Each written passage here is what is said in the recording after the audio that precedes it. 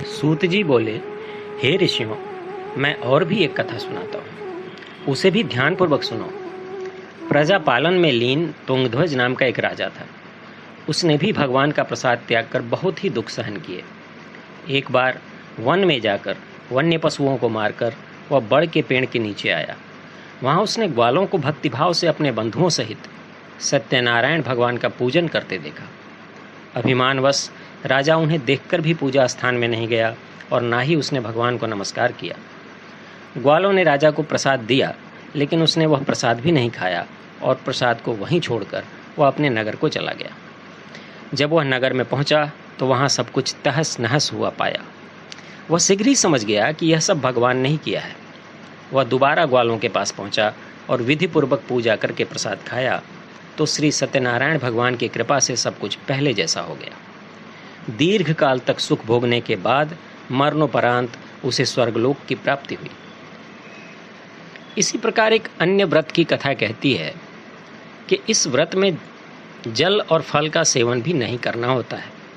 कहते हैं, फल खाने से अगले जन्म में बंदरिया, जल पीने से मछली और सोने से अजगरी में जन्म होता है। दुनिया के तमाम धर्म ऐसे ही कथाओं से भरे पड़े हैं। पहले कोई कार्ड फेंक जाता था और आजकल व्हाट्सएप पर संदेश आ जाता है कि फला गांव में एक किसान के सपने में देवी माता आईं और बोलीं कि 100 लोगों को जय माँ तारा लिख कर भेजो, वरना तुम्हारा सर्वनाश हो जाएगा। उसने ऐसा ही किया और उसे अपने ही खेत में गड़ा हुआ धन प्राप्त हुआ। जबकि किसी दूसरे व्यक्ति ने इस संदेश को नज़रअंदाज किया तो उसका बेटा मर गया और उसके घर डकैती पड़ गई। अब यह संदेश देखते ही 100 लोगों को फॉरवर्ड करने लग जाते हो। भय और लोभवश बुद्धि ही काम नहीं करती, दिमाग जाम हो जाता है, विवेक को लकवा मार जाता है। लोभ और भय तुम्हें पालतू बनाने के सबसे असाधारण अस्त्र रहे हैं सदियों से। विश्व के सारे शास्त्र और धर्म ग्रंथ ऐसी ही बातों से भरे पड़े हैं। जो कहा गया है वह करोगे तो मनवांछित फल पाओगे और पृथ्वी का सुख भोग कर अंतकाल बैकुंठ में जाओगे। और अगर गलती से भी मानने में आनाकानी की तो जो है वह भी सब नष्ट हो जाएगा और 84 योनियों तक नरक ही भोगोगे। सिर्फ एक लोभ, सिर्फ एक भय और हर कोई बिना दिहाड़ी के, बिना मोल के गुलाम बन जाता है ना अजीब बात? लोभ और भय का यह दुष्चक्र जन्म के साथ ही शुरू हो जाता है। सभ्यता सिखाने के नाम पर स्कूलों में दी जाने वाली शिक्षा बचपन से ही तुम्हारी कंडीशनिंग करना शुरू कर देती है। अध्यापक की बात मान लो, पुरस्कृत किया जाता है, न मानो तो दंडित। वही लोभ और भय का आजमाया हुआ सिद्धांत। जीवन भर तुम दूसरों की आज्ञा के गुलाम बने रहते हो और सभ्य माने जाते हो। न मानो, अपने मन की करो तो असभ्य ठहराए जाने का खतरा, असामाजिक कहलाने का जोखिम। अब ये जोखिम कौन ले? होने दो जो हो रहा है सदियों से।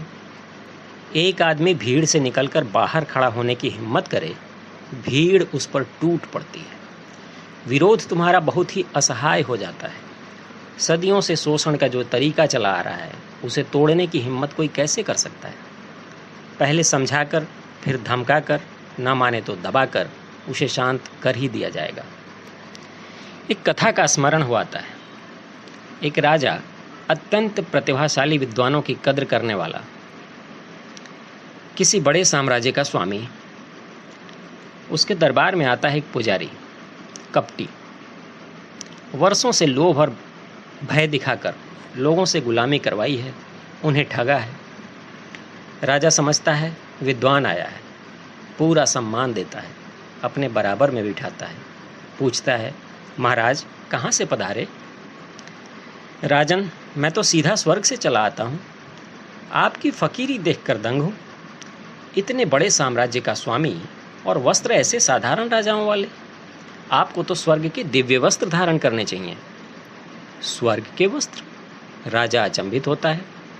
क्या कह रहे हैं? मुझे कहाँ मिलेंगे स्वर्ग के वस्त्र? कपटी कहता है, मैं लेकर आऊँगा आपके लिए। पर क्या महाराज? राजा लोभ में अंधा और व्यग्र। पुजारी कहता है, इसमें काफ़ी खर्च आएगा। स्वर्ग के वस्त्र हैं, दिव्य हैं, यूं ही थोड़े ही मिल जाते हैं हर किसी को। खर्च की आप कोई फिक्र न करें महाराज, मुझे तो बस वस्त्र ला कर दें। अब लोभ संवरण राजा से संभव ही नहीं होता।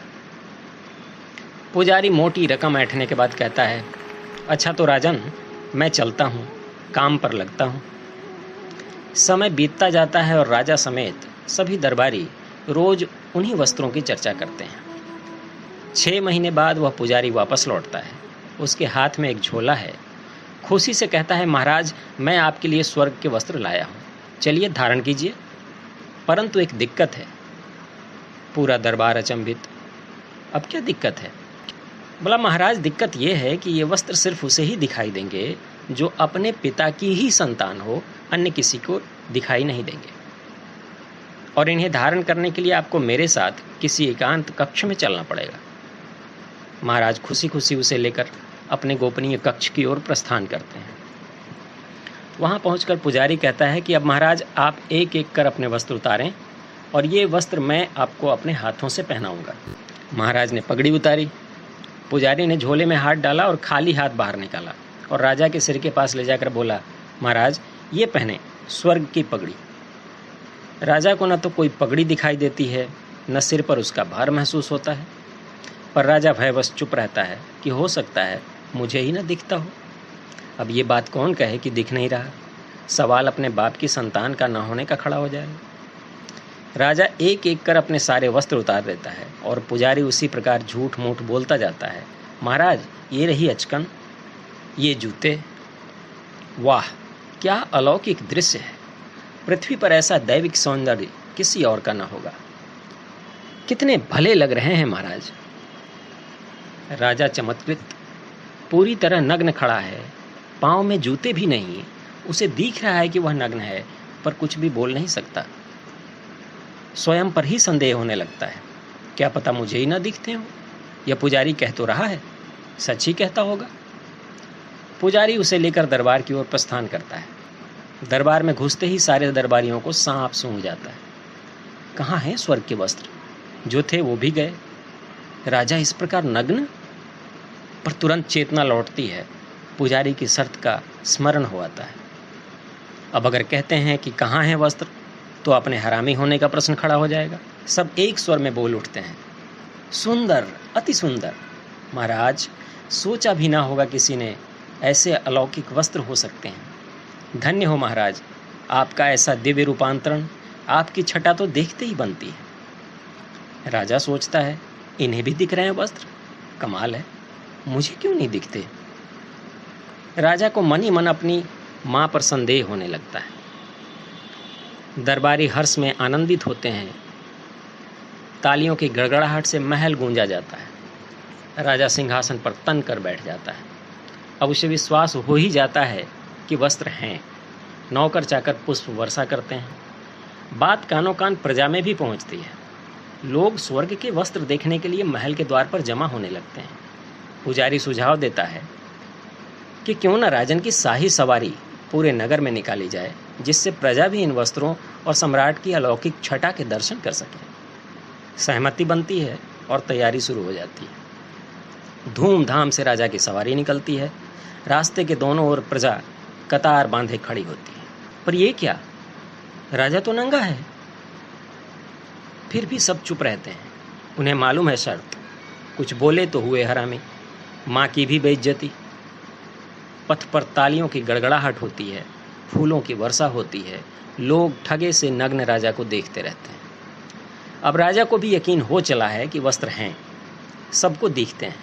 जो थोड़ा बहुत संदेह था वह भी जाता रहता है, तन कर खड़ा हो जाता है। उसकी नज़र में पुजारी की इज्जत और बढ़ जाती है। वाह क्या वस्त्र लाया, कि सभी ठगे और मंत्रमुग्ध। इतने में भीड़ से एक बच्चा बोल पड़ता है, अरे राजा तो नंगा है। तुरंत उसकी माँ अपनी हथेली से उसका मुंह कस कर बंद कर देती है। भीड़ में से लोग उसे घेर लेते हैं और चुप रहने का इशारा करते हैं। उसे डराते हैं कि एक भी शब्द बोला तो अंजाम बुरा होगा। उसकी माँ को भी अपने चरित्र की चिंता होने लगती है। कोसने लगती है कि ये किस कलंक को अपने कोख से पैदा कर दिया। माँ की ममता घृणा में बदलने लगती है। राजा की सवारी आगे निकल जाती है।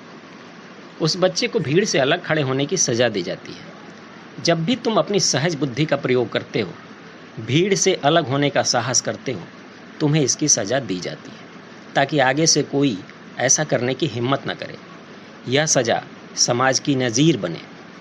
जब तक तुम भीड़ का हिस्सा हो, तुम्हारा कोई अस्तित्व नहीं। जिस दिन भीड़ का भय मन से निकाल दिया, भीड़ से अलग खड़े होने का साहस कर लिया, उस दिन तुम मुक्त हो गए। जीवन भर रटते हो, जब नाश मनुष्य पर छाता है, पहले विवेक मर जाता है, पर अपने विवेक का इस्तेमाल शायद ही कभी किया हो।